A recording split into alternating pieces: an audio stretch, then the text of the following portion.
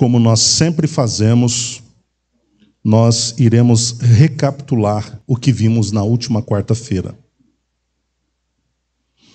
Antes de nós entrarmos no texto, já recapitulando, nós gostaríamos de apresentar as pessoas que estão conosco nesta noite.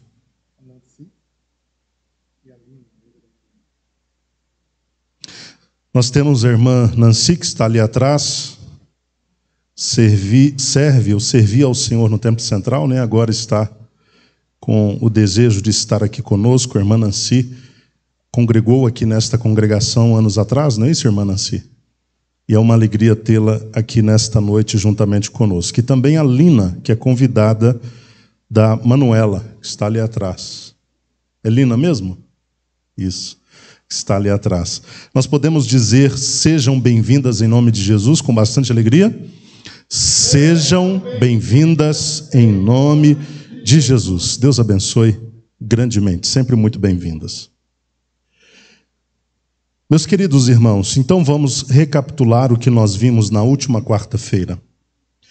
Na última quarta-feira nós fomos do versículo 11 até o versículo 17 do capítulo 3. Eu gostaria de ter avançado um pouco mais, mas não foi possível. Então nós apenas terminamos o capítulo 3.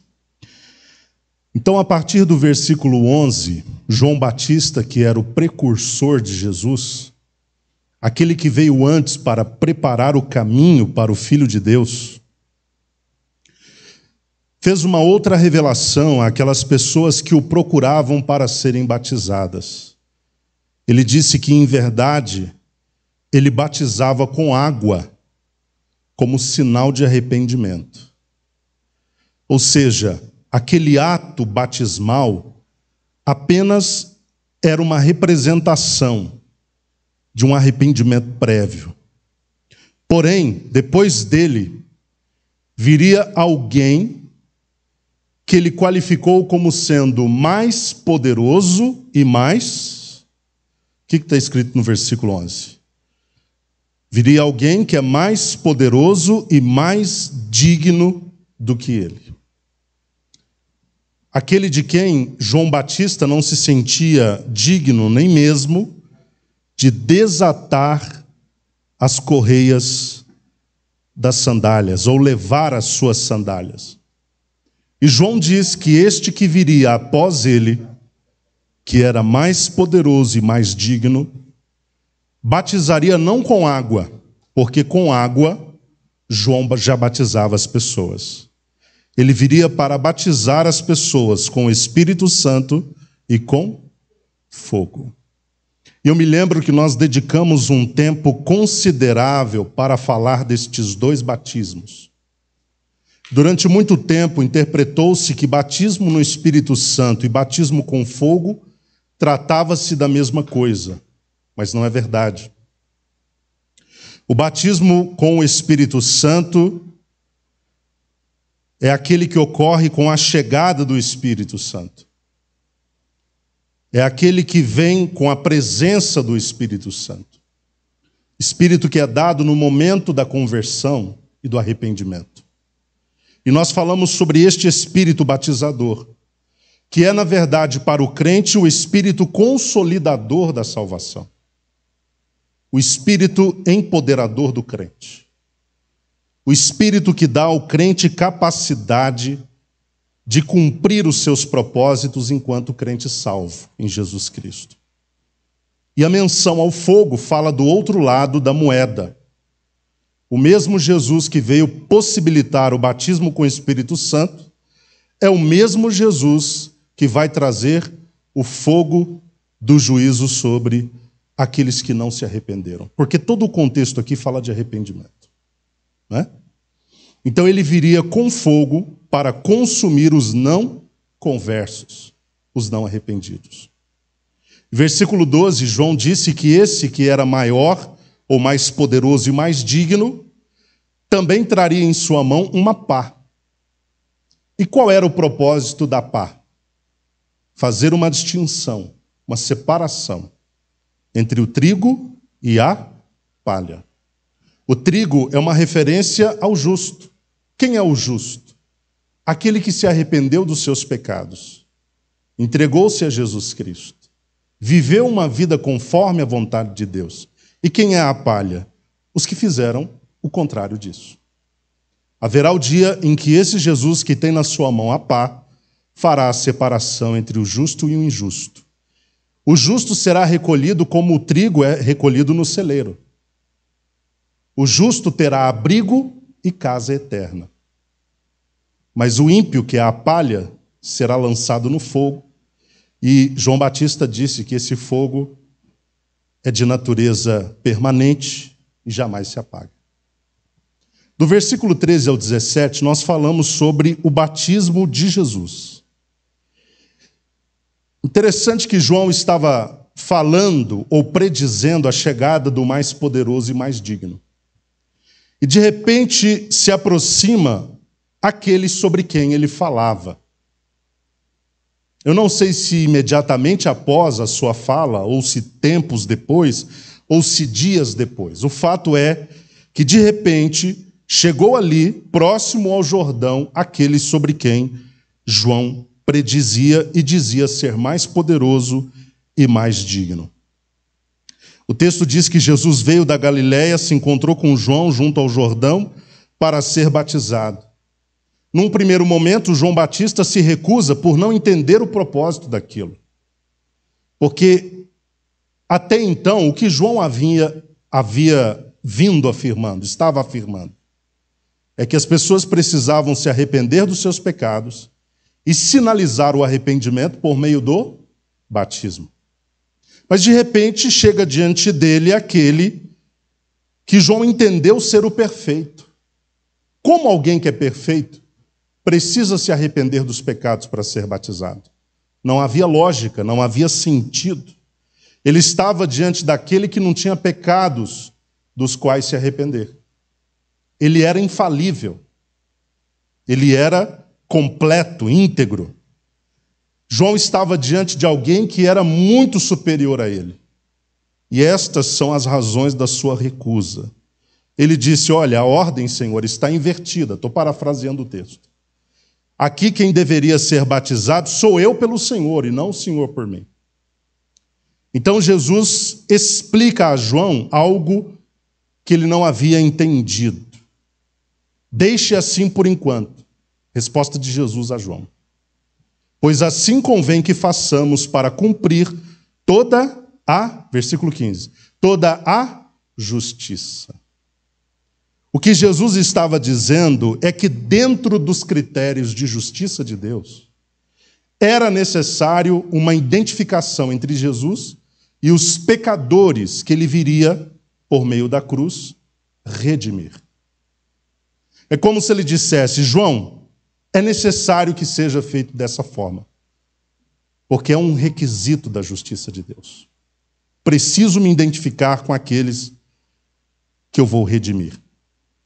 João, então, entendendo essa explicação do Senhor Jesus, batizou-o nas águas do Jordão. E aí nós temos aqui o desencadeamento de alguns fenômenos. Nós temos a manifestação da Trindade ou da Triunidade. Nós temos Jesus sendo batizado na água, ou nas águas do Jordão, e ao subir das águas, nós vemos os céus abertos, e quem é que se manifesta? O Espírito Santo, na forma corpórea de uma pomba. E de repente, ouve-se dos céus, os céus abertos, uma voz. E essa voz ecoa do Pai. E qual foi a fala do Pai? Este é meu filho amado, em quem me agrado ou me comprazo. Então nós temos aí a manifestação dessa presença de Deus Pai, de Deus Filho e de Deus Espírito Santo. Interessante que nos evangelhos essa voz foi ouvida por 3 vezes. No batismo, na transfiguração e no episódio da cruz. Vamos para o capítulo 4, que é o capítulo de hoje. Vamos ler do versículo 1 a 11. Os irmãos têm alguma dúvida nessa revisão? Então vamos em frente.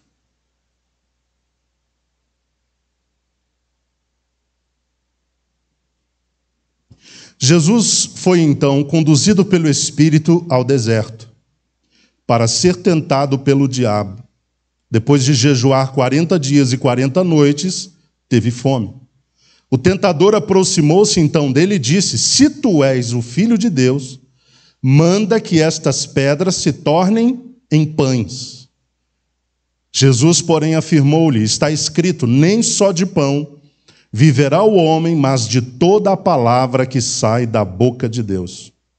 Então o diabo o conduziu à cidade santa e colocou-o sobre a parte mais alta do templo e desafiou-lhe: se tu és o Filho de Deus, joga-te daqui para baixo, pois está escrito, aos seus anjos dará ordens a teu respeito, e com as mãos eles te sustentarão para que jamais tropeces em alguma pedra. Contestou-lhe Jesus: também está escrito, não tentarás o Senhor teu Deus. Tornou o diabo a levá-lo agora para um monte muito alto e mostrou-lhe todos os reinos do mundo em todo o seu esplendor.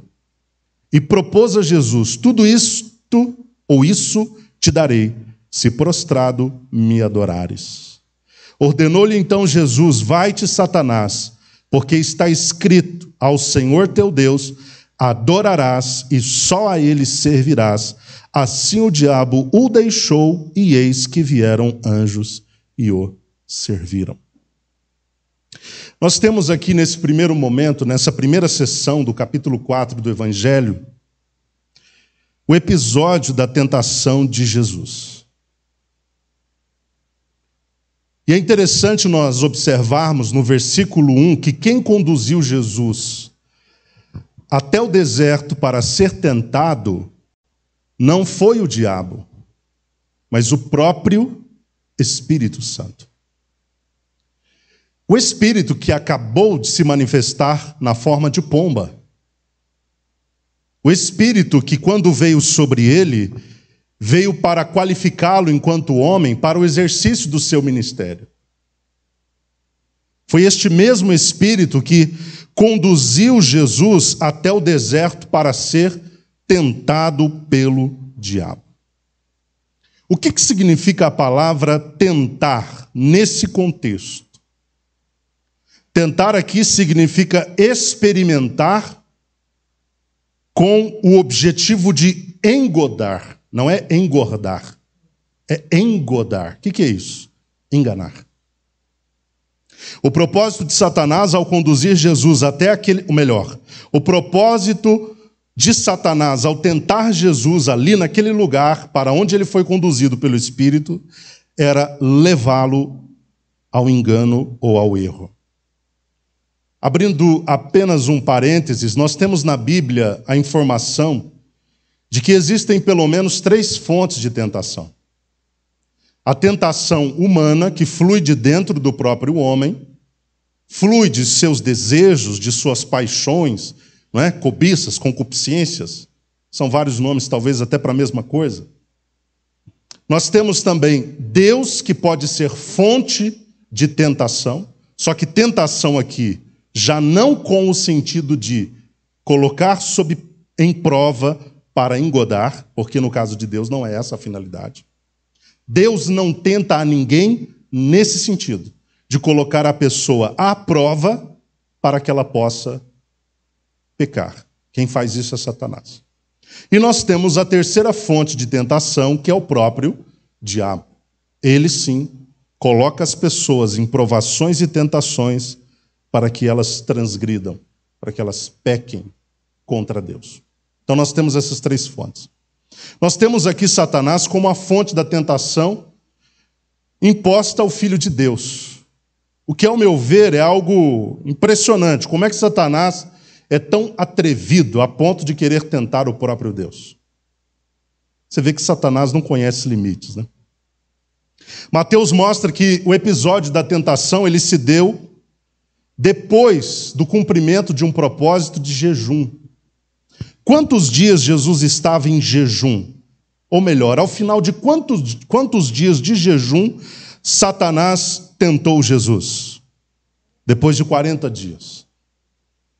Jesus passou 40 dias firme nesse propósito, onde ele foi sobrenaturalmente sustentado por Deus.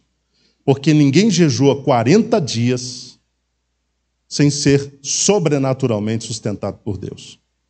Mas agora Jesus estava completamente habilitado a vencer qualquer que fosse a tentação, na condição de homem. Porque ele havia jejuado, e nós já falamos aqui muito sobre como o jejum pode ser uma ferramenta no combate à tentação.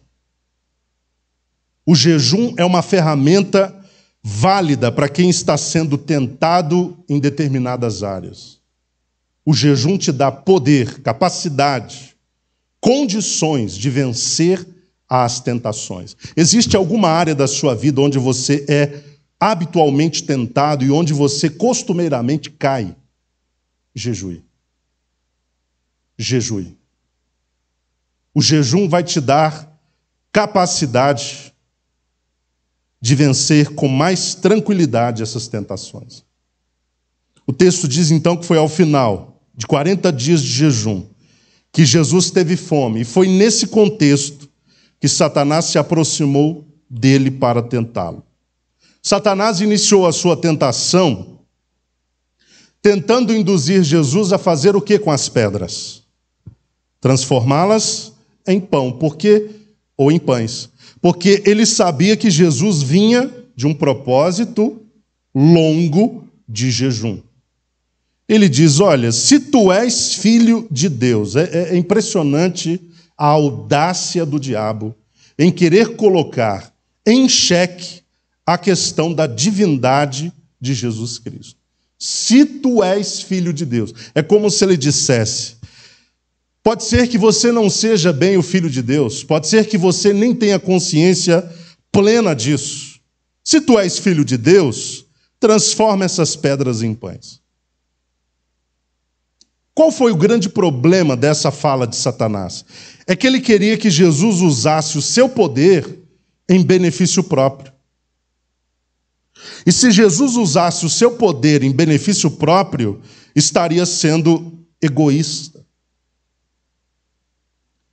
O poder de Deus é sempre usado a favor dos outros. Inclusive o poder que Deus dá à igreja é para o serviço do outro. Os dons para serviço do outro. Satanás queria que Jesus agisse egoisticamente. Mas Jesus reagiu a Satanás usando as Escrituras. E o que ele disse em resposta a Satanás? Nem só de pão viverá o homem, mas de toda a palavra que sai da boca de Deus. Simples assim. Nem só de pão viverá o homem, mas de toda a palavra que sai da boca de Deus. Na segunda tentação, Satanás faz o quê? Conduz Jesus até a cidade santa e o coloca no alto do templo, uma parte alta que havia no templo. Versículo 5 nos mostra isso. O diabo o conduz à cidade santa e o coloca na parte mais alta do templo, e em seguida Satanás desafia Jesus. E qual era o propósito de Satanás? Convencer Jesus a se lançar lá de cima. Olha que absurdo, irmãos. Se tu és filho de Deus, lança-te daqui abaixo. O interessante é que Satanás, irmãos, ele é terrível. Satanás observou que na tentação anterior, Jesus se vale das Escrituras para combatê-lo. Sim ou não? Sim. E o que Satanás faz agora, no segundo momento da tentação? Usa as Escrituras para fundamentar o seu argumento. Porque, Senhor, nas Escrituras está escrito que o Senhor Deus dará ordem aos seus anjos para que te guardem. Eles te sustentarão para que jamais tropeces em alguma pedra. Satanás está usando um texto que inexiste no Antigo Testamento? Não, ele existe, o texto existe. Satanás está querendo convencer que há, sim, razões, que há fundamentos bíblicos, inclusive, para aquele ato. O Senhor disse que vai te proteger. O Senhor não acabou de dizer que o homem vive é de toda a palavra que sai da boca de Deus? Essa palavra saiu da boca de Deus. Essa palavra assegurando proteção saiu da boca de Deus. Então lança-te daqui abaixo, porque se saiu da boca de Deus, você deve cumprir. Você disse que cumpre toda a palavra que sai da boca de Deus. Que o homem vive de toda a palavra que sai da boca de Deus. Então não há por que o Senhor não se lançar daqui abaixo. Qual foi a resposta de Jesus?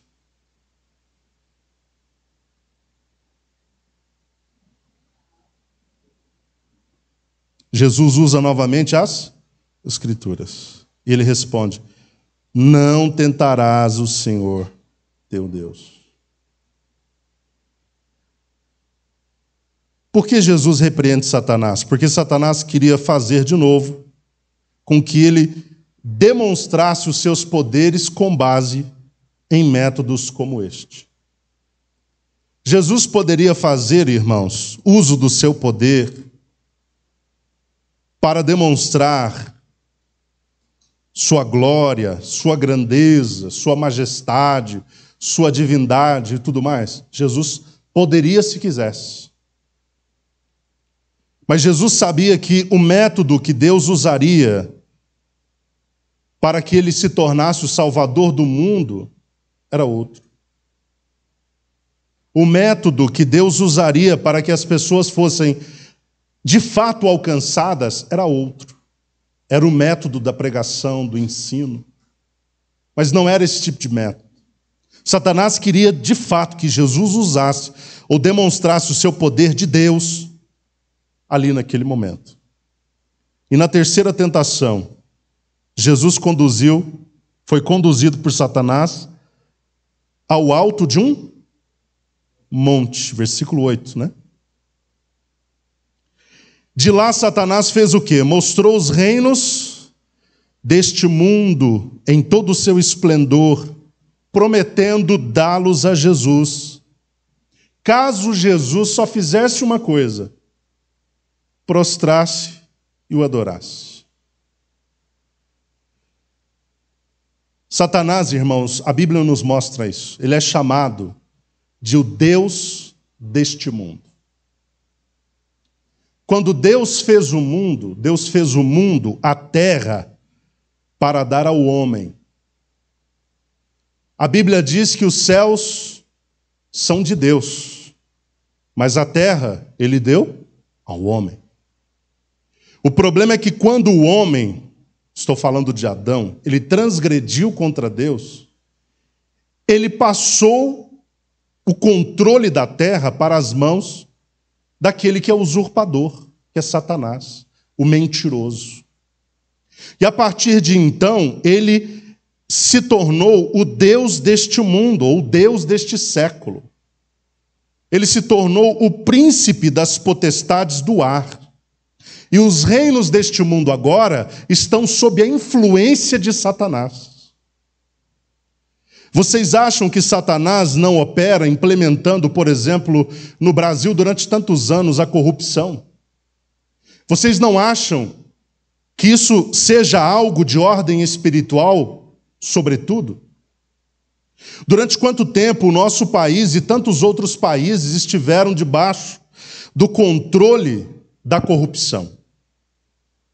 Não só uma questão natural, mas também uma questão de agir sobrenatural do Deus desse mundo.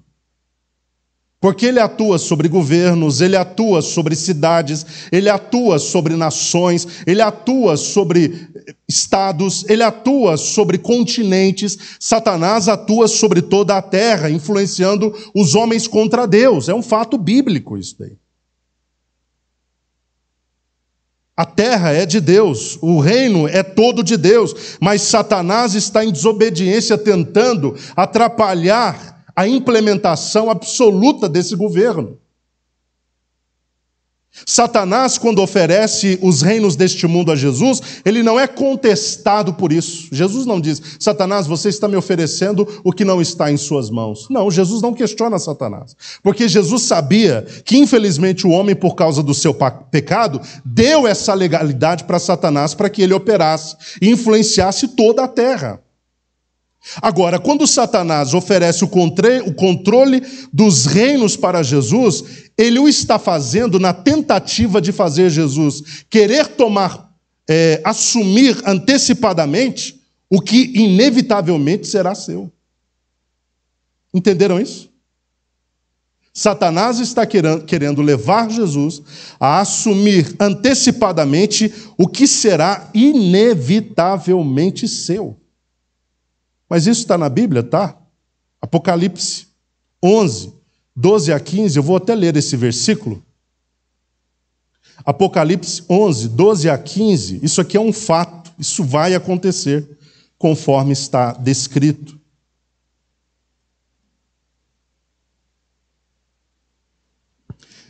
Então eles ouviram uma grave voz que se projetava dos céus e lhes ordenou: subi vós para cá. E elevaram-se ao céu numa nuvem, e os seus inimigos as observavam atônitos. Naquele momento houve um grande terremoto e desabou a 10ª parte da cidade. 7.000 morreram neste terremoto. E os sobreviventes ficaram aterrorizados e expressaram glória ao Deus dos céus. Assim transcorreu o segundo dos ais, e o terceiro virá sem demora. Versículo 15. Então o 7º anjo fez soar sua trombeta, e aconteceram no céu fortes vozes que proclamavam: o reino do mundo se tornou de nosso Senhor e do seu Cristo, e ele reinará pelos séculos dos séculos. É um fato. Os reinos deste mundo estarão sob o controle de Cristo em breve. Mas Satanás queria convencê-lo a antecipar isso.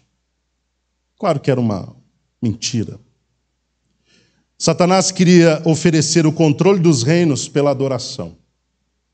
Abrindo apenas um parêntese rápido aqui, não é isso que Satanás faz até hoje com muita gente? Coloca elas num lugar onde elas podem se vislumbrar com as possibilidades. Se tão somente elas negociarem uma adoração. Satanás não tem iludido muita gente com o esplendor dos reinos deste mundo, fazendo com que elas se esqueçam do que realmente é importante, que é a salvação da alma. Nós temos que tomar muito cuidado, irmãos. Muitas pessoas se perderam ao longo do tempo, porque quando viram os reinos deste mundo, eu estou falando da glória, da honra, da possibilidade, da projeção pessoal, eles se perderam. Nós temos de estar firmados no Senhor Jesus Cristo. Nós não temos de adorar a outros senão a Jesus Cristo. A glória que o diabo oferece em troco de adoração é uma glória fugaz. É uma glória que passa. Tem gente fazendo sucesso na mídia, fazendo sucesso no mundo, gente projetada, gente conhecida, mas que obteve isso em troca de adoração a Satanás. Mas quando nós adoramos só a Deus, nós temos de Deus a garantia de uma glória que nunca será perdida. Quantos entenderam o que eu falei? É uma glória eterna, guardada nos céus. Nós adoramos unicamente ao nosso Deus, primeiro, porque só Ele é Deus. E segundo, porque a glória que Ele nos promete, que Ele nos garante, será eterna. Não se encerrará, não terminará, não perderá o brilho, o fulgor, a beleza. Se Jesus adorasse a Satanás, ele estaria fazendo o quê? Reconhecendo o seu senhorio, a sua superioridade. Olha que problemão, queridos. Jesus é quem é Deus. Ele, e só Ele, é quem deve ser adorado. Todo mundo está ciente disso? Só Jesus. Não há nenhum outro nome diante do qual a gente possa se prostrar em adoração. É apenas diante do nome de Jesus. O apóstolo Paulo disse aos Filipenses que Deus o exaltou soberanamente e lhe deu um nome que é sobre todo o nome, para que diante dele se dobre todo o joelho dos que estão nos céus e na terra, e toda a língua confesse que Ele é Senhor, para a glória de Deus Pai. Ele é o único Senhor, é o único Deus, o único a quem nós reverenciamos, veneramos e adoramos. Paulo foi um grande homem de Deus, mas Paulo não é Deus. Pedro foi um grande homem de Deus, mas Pedro não é Deus. Tiago foi um grande homem de Deus, mas Tiago não é Deus. Tantos homens ao longo da história, mulheres, foram grandes servos de Deus, mas eles não são Deus. O único Deus é Jesus Cristo, que está assentado no trono. É diante dele que os anciãos, que os seres viventes lançam suas coroas ao chão, como quem dizendo: quem somos nós diante de ti? Nós só adoramos o Cordeiro de Deus. Ao Senhor teu Deus. Olha como Jesus responde a Satanás. Satanás, ao Senhor teu Deus, inclusive. Poderoso isso. Ao Senhor teu Deus, Satanás. Você pode não querer, mas teu Deus também. Somente a Ele adorarás e a Ele servirás. Depois de perder a batalha contra Jesus, o que Satanás fez? Deixou-o.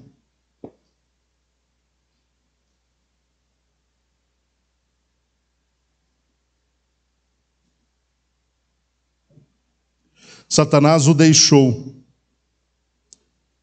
Jesus repreende a Satanás e dá-lhe uma ordem, né? Satanás, vai-te, porque está escrito: ao Senhor teu Deus adorarás e só a Ele servirás. E versículo 11, então Satanás, o diabo, o deixou, e eis que vieram os anjos e o serviram.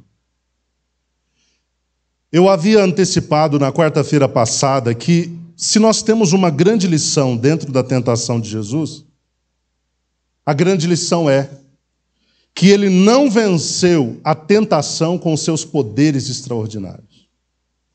Ele venceu a tentação como um homem.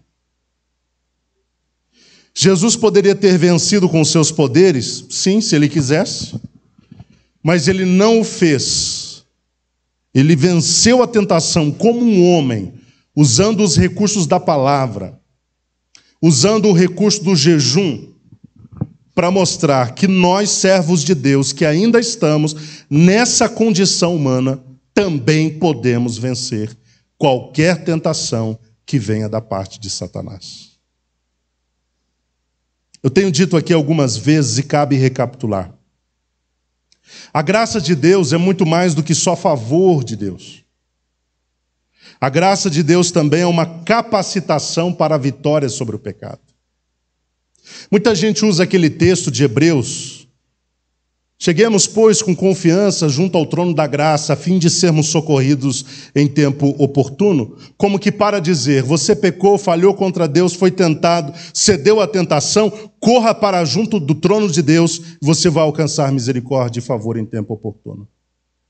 Mas se você observar o contexto do texto onde esse versículo aparece, o autor aos Hebreus está falando de Jesus como o nosso sumo sacerdote, que foi tentado em tudo, mas sem pecado, e que ele sabe quais são as nossas fraquezas.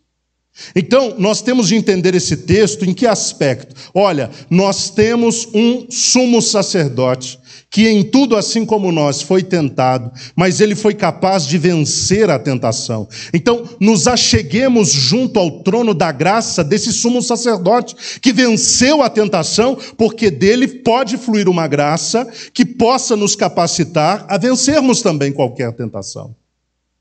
Entenderam o raciocínio? Há da parte de Deus a liberação de uma graça para vencer a tentação. Porque a Bíblia mostra que a tentação é natural. Natural no sentido de faz parte do que nós temos aqui no mundo natural. O que é sobrenatural não é a tentação, é a provisão de escape que Deus oferece. Não é isso que o texto diz? Se você está diante de uma tentação, Deus vai abrir uma porta. Deus vai abrir uma oportunidade de escape. Então, o que é sobrenatural é o que Deus provê para que nós não caiamos na tentação.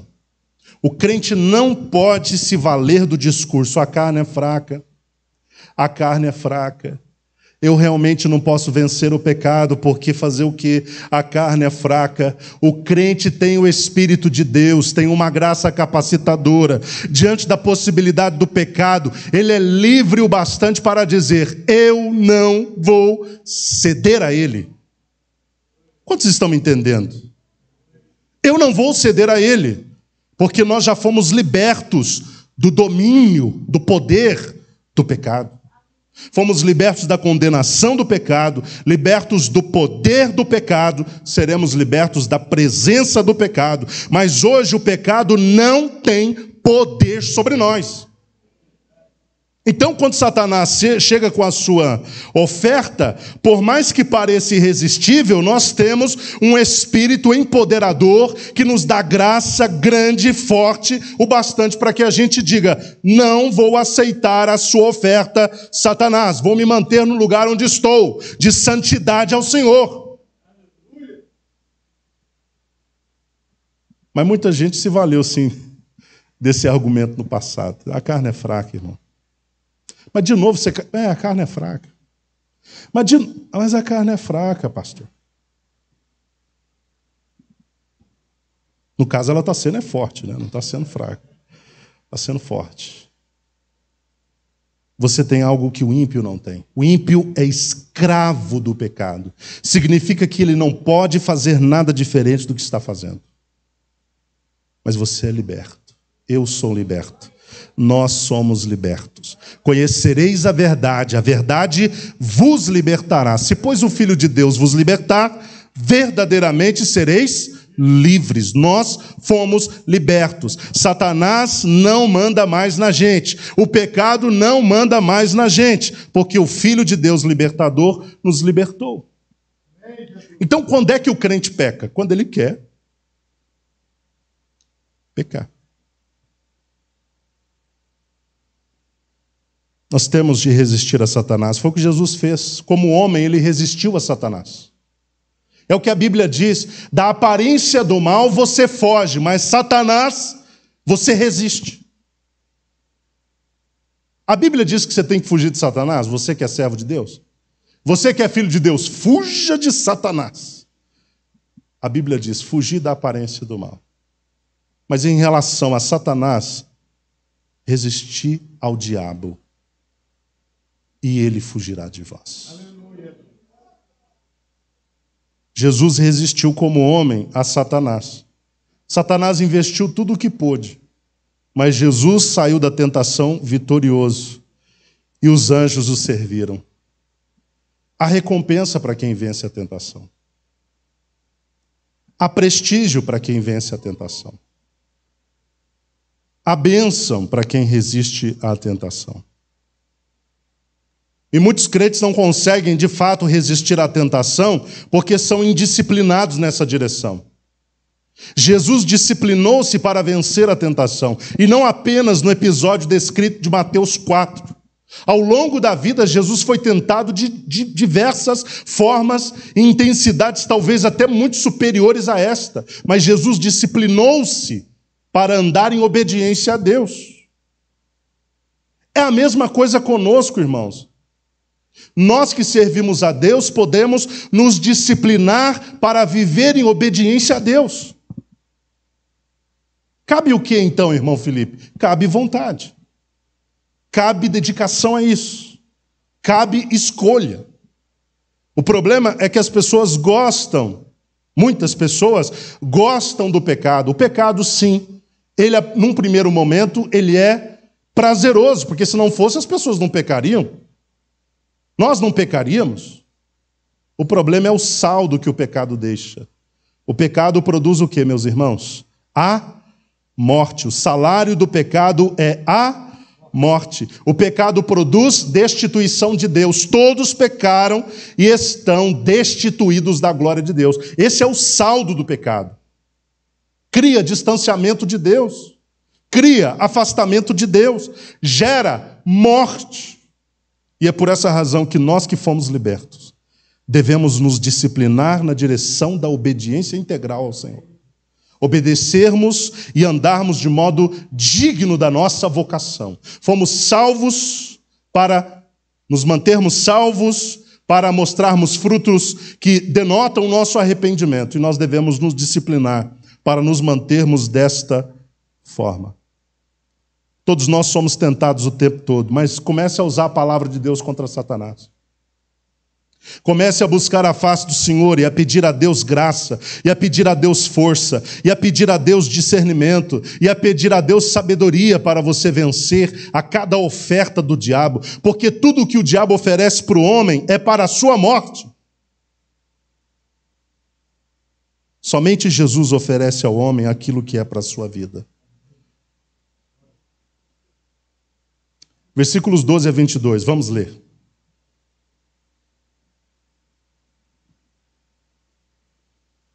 Isso é muito sério, tá, irmãos? Eu estou falando muito sobre essa questão da obediência a Deus, porque hoje já não se fala tanto sobre isso. As pessoas vivem um evangelho, sabe, de qualquer maneira, um evangelho seletivo, uma fé seletiva. Peraí, essa parte da Bíblia eu gostei.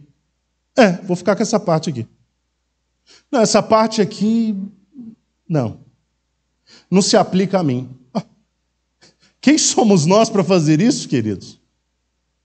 A palavra de Deus é toda a palavra de Deus. A palavra de Deus é toda ela a verdade de Deus. A palavra de Deus tem a dieta perfeita para que nós sejamos salvos e tenhamos saúde espiritual. Então toda a palavra de Deus deve ser obedecida. Eu fico preocupado, tá? E eu vejo muitos crentes aí realmente com esse tipo de procedimento, de postura. Gostei desse texto aqui. É bom para mim, serve para mim. Não, esse texto aqui não gostei, não se aplica. Quem somos nós para fazer isso? A palavra de Deus, toda ela é a palavra de Deus. Versículos 12 a 22, então. Jesus, entretanto, ouvindo que João estava preso, voltou para a Galiléia.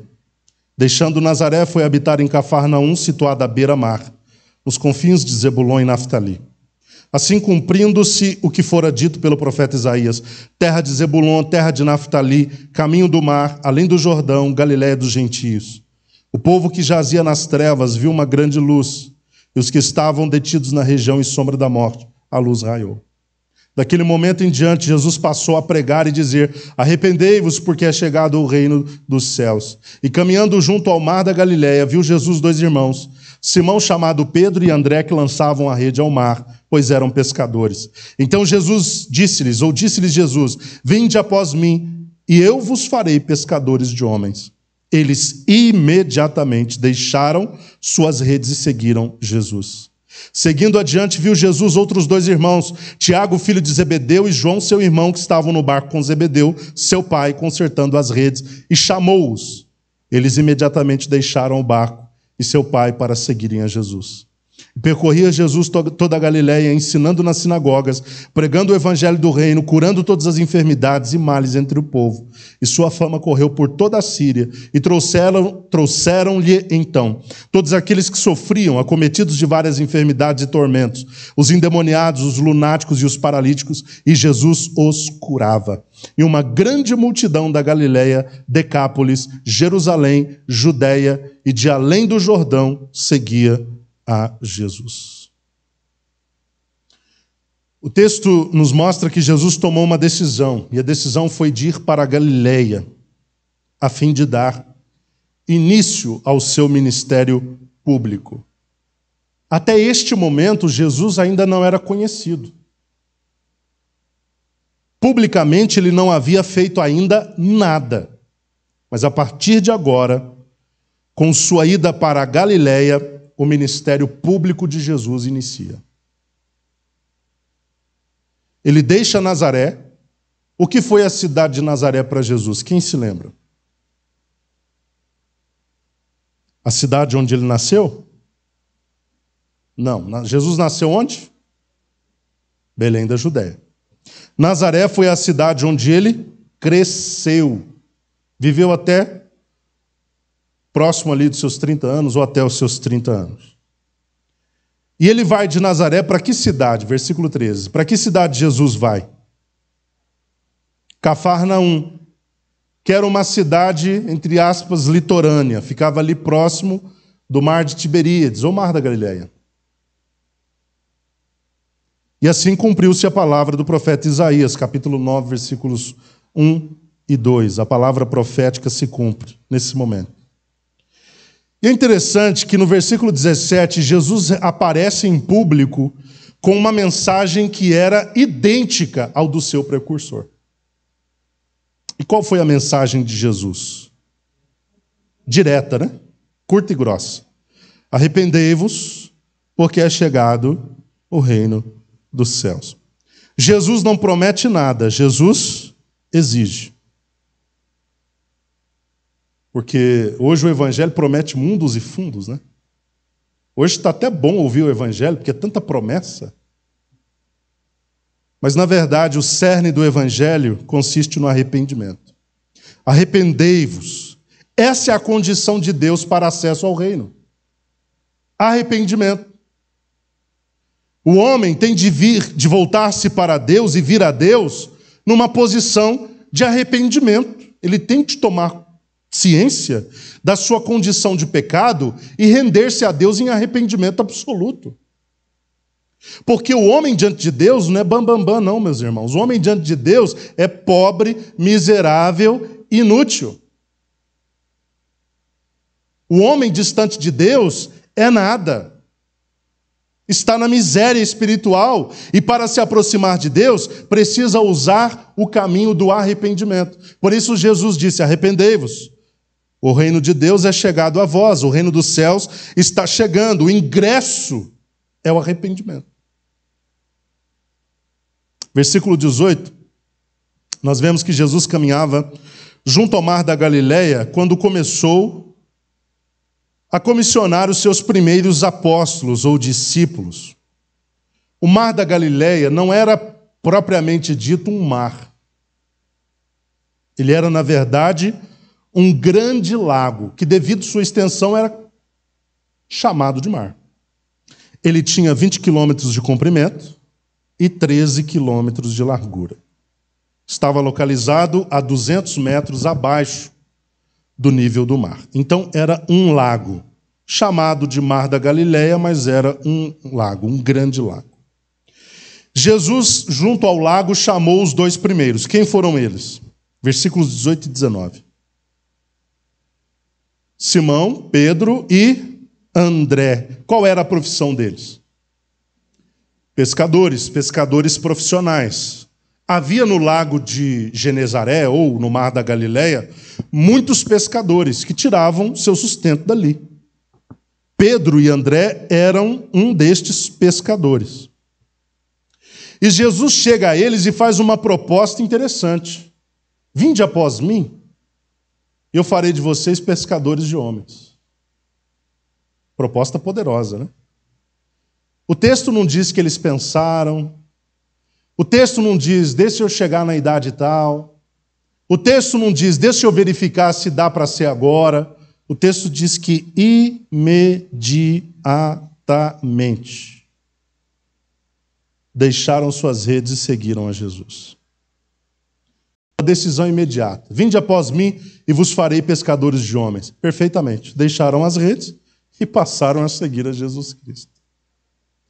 Olha que poder, que coisa extraordinária.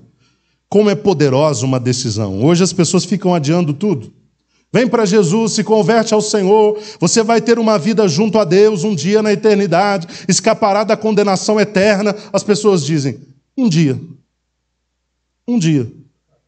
deixa eu casar, deixa eu enterrar meu pai, deixa eu fazer não sei o quê, deixa eu resolver essa área da minha vida, deixa eu resolver esse impeditivo.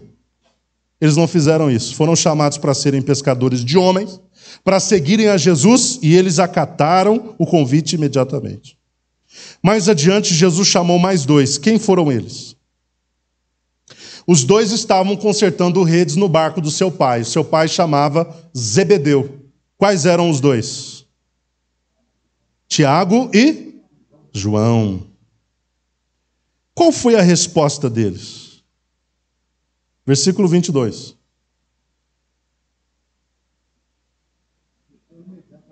Uma réplica do versículo 20, né? Idêntica, praticamente idêntica. Eles imediatamente deixaram o barco, não só o barco, deixaram o Pai para seguirem a Jesus. Porque quem quer seguir Jesus, segue Jesus, irmãos. Quem quer seguir Jesus, segue Jesus. Ouve o convite, aceita e segue Jesus. Nós não dissemos sim um dia para Jesus? E onde nós estamos? Atrás de Jesus, seguindo até hoje. Uns de nós há pouco tempo, uns de nós há médio tempo, outros de nós há muito tempo, pouco tempo, enfim. Nós estamos seguindo a Jesus, porque nós ouvimos o convite, dissemos sim, estamos seguindo a Jesus. É isso que se deve fazer quando nós nos deparamos com um convite para seguir a Jesus. Sim, Jesus.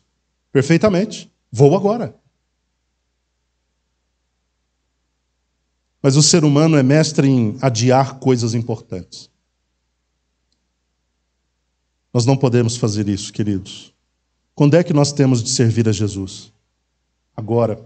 Quando é que a gente tem de aceitar a Jesus? Agora. Quando é que a gente tem que firmar um pacto, uma aliança, um compromisso eterno com Jesus? Agora. Imediatamente. Versículos 23 até 25, nós temos aí, já lemos, né? O início do ministério público de Jesus.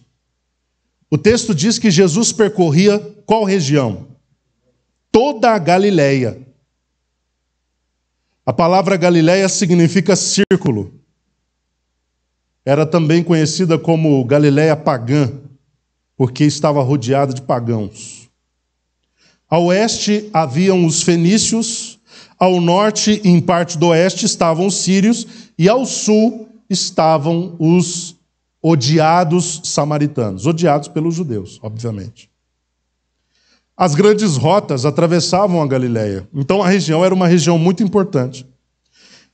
E historiadores dizem que a Galileia estava a caminho de qualquer parte do mundo. Existia naquele tempo um adágio que dizia que a Judéia não dava em lugar nenhum, mas a Galileia dava em qualquer lugar. Quer dizer, a Galileia era uma rota importante, ela tinha saída para as nações do mundo inteiro. Então Jesus começa o seu ministério por um lugar estratégico, ele pensa bem por onde começar. Havia grande fluxo de pessoas, fluxo de caravanas, fluxos de mercadores, fluxos de pessoas. E ele percorria toda a região da Galileia exercendo o seu tríplice ministério. Qual era? Ou qual foi? Ensinando nas sinagogas, pregando o evangelho do reino e curando todas as enfermidades e males entre o povo. Jesus exerceu esse tríplice ministério: ensinava, pregava e curava. É o ministério que a igreja exerce até hoje. A igreja ensina, a igreja prega e a igreja cura todas as enfermidades e moléstias entre o povo. Jesus foi muito bem sucedido e o ministério de Jesus começou a ter muita repercussão. E naquele tempo não tinha Instagram, não tinha WhatsApp, não tinha Facebook, não tinha e-mail, não tinha internet, não tinha nada. Mas o que Jesus estava fazendo na região da Galileia era tão poderoso que todos tomaram conhecimento do que ele estava fazendo. E qual foi a reação das pessoas ao tomarem conhecimento de que nas regiões da Galileia havia um homem desse calibre? Eles correram para lá. Pessoas que sofriam de enfermidades e tormentos começaram a ser trazidas a ele e ele as curava. Devido a tudo que estava acontecendo por meio de Jesus, uma grande multidão de vários lugares também passou a segui-lo. A gente sabe que boa parte dessas pessoas que passaram a seguir Jesus foi por interesse. Elas queriam algo em troca. Um milagre, uma cura, uma libertação. E não necessariamente elas queriam o Filho de Deus e a salvação. Mas estavam seguindo Jesus. Muitas pessoas passaram a seguir Jesus. Versículo 25, como citei, diz que era uma grande multidão, não só da região onde ele estava, Galiléia, mas também Decápolis, Jerusalém, Judéia e de além do Jordão. Passaram a seguir a Jesus. Eu vou parar por aqui, meus queridos, porque falta 7 minutos para terminarmos o culto. E semana que vem nós vamos para o capítulo de número 5, onde nós temos o início do chamado Sermão do Monte. E eu não vou entrar em muitos detalhes quanto ao Sermão do Monte, porque nós já estamos estudando o Sermão do Monte aqui na Escola Bíblica Dominical. Ok? Claro que nós não vamos deixar de falar o que for essencial, porque nem todos estão na classe dos adultos, por exemplo, nem todos estão aqui conosco nos dias de domingo, nem todos estão na classe dos adultos, então, às vezes não terão acesso. Mas, de qualquer maneira, vou apenas pincelar a questão do Sermão do Monte, que será abordado com maiores detalhes, como eu disse aqui na Escola Bíblica Dominical. Os irmãos têm alguma pergunta, alguma dúvida, algum complemento? Está tudo esclarecido?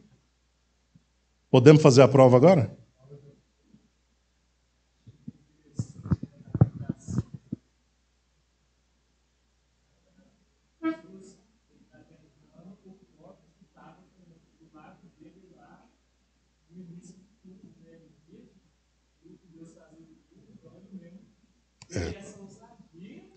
Isso.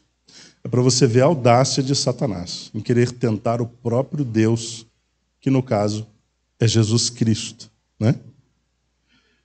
Satanás não tem limites, mas Jesus venceu e ele, depois de ter vencido a tentação, estava pronto para iniciar o seu ministério público, e um ministério que desde o começo foi extremamente bem sucedido, porque Jesus contava com essa qualificação que vinha do Espírito Santo.